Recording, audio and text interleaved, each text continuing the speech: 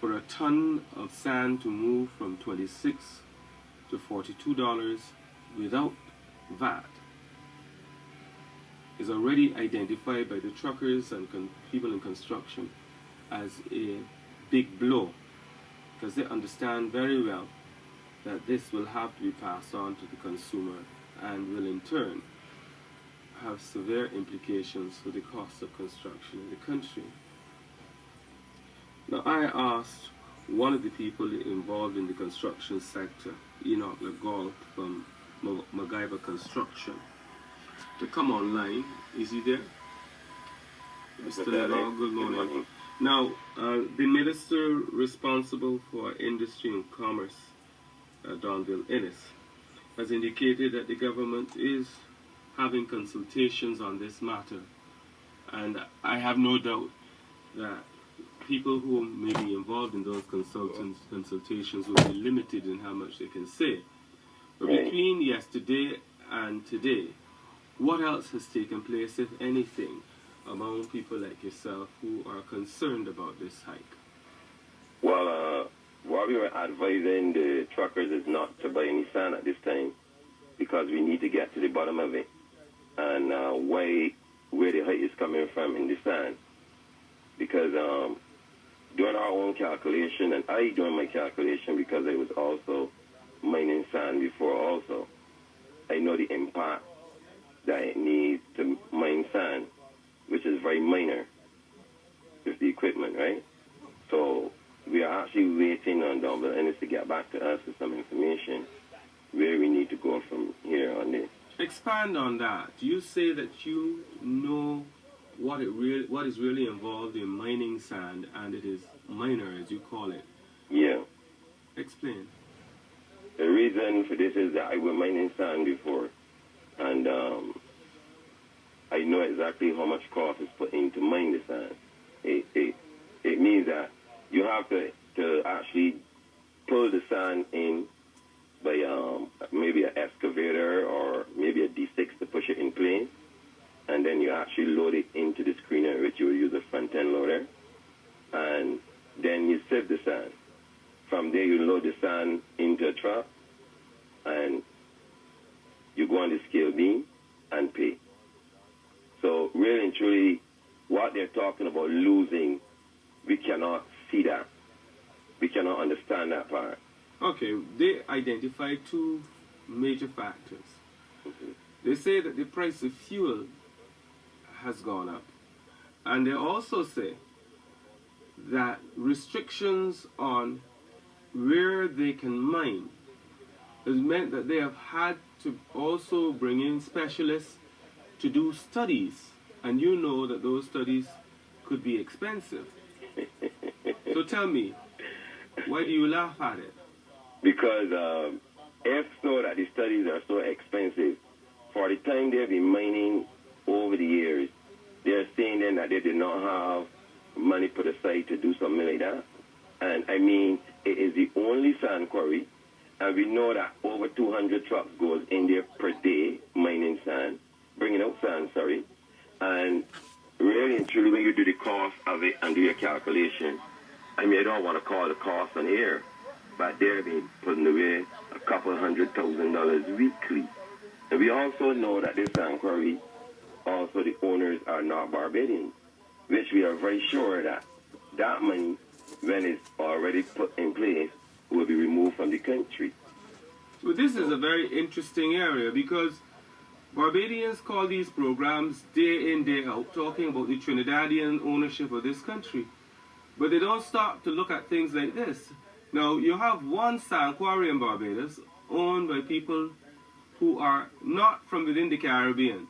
Right. The Bajans say absolutely nothing about that. They're quite content to live with it as is. But if it had been owned by some people from elsewhere in the region, it would be, you know, the kind of reaction that we would have. Now, that raises this issue of things that are considered to be of significant national importance. Exactly. We have had the situation where we have sold out our shares, for instance, in Light and Power, the majority of the shares, to non-Caribbean interests. and Barbadians seem to be generally happy with that. Exactly. But what do you see as the implications of your sole sand quarry, which is now being used for mining, being in foreign hands? Is that an issue for you? It's a great issue because why is such a great issue? Because in many ways it's issues. It's issues, not even one issue. Because one, we are talking about foreign exchange, where that we need to hold on to. But yet still, the owner of this sand quarry is American, which the money in Barbados is half. It will be double to go over there again. So for them to say, well, less is $100,000 that they're saying they want weekly, we have to produce $200,000. They have to produce $200,000 for them to make $100,000. So I guess that when they sit down and look at how much millions they were making over the years while Sandy Lane were operating, while they were moving at least, I said, over 500 trucks per day. I mean, that was going over the years. But you know, the concept of supply and demand, the principle of supply and demand, when you are running a quarry that has a finite life, that's going to kick in. If you leave it to market forces, you are going to have a situation where whoever owns it, whether that person is American, Canadian, Trinidadian, Barbadian, Jamaican, whoever is the person running it, the principle is likely to be the same, which is I need to maximize profit out of this for the limited time that it is going. Exactly. How do you deal with that? And I think that is the issue here, because if you listen to what was said, the guy is actually saying that the timing that they have in sand is limited. Precisely. So we need to get out as much as we can get out of this country in a short period. And I think that Barbados need to look at these things and be very serious about it. The discussion ought to revolve around the fact that this country has limited resources of that type. Of course. And we perhaps need to be discussing what somebody had suggested already, which is how do we compare the price that we are asked to pay here and now with what it might cost if we imported sand from Guyana or someplace like that? Have you looked at it? You said you've been looking at the numbers. Yeah. So what have your numbers shown you? Well, we actually at this stage, I'm looking at those areas. There are two areas we're looking at, but I don't want to discuss on one. But we're also looking at bringing in the sand from Guyana to Barbados. Transportation costs would come to the fore there, though. Right, and that's one of the problems we're having is that the guys are looking at when they bring the sand to Barbados, they want to be able to take back up something when they're going. If not, so otherwise it's not profitable to bring a ship here and send it back empty. Exactly. So this means that you have to have a linkage now with somebody who has something to sell that they believe the Guyanese would want. Right. So we're also looking at moving actually either stone or marl.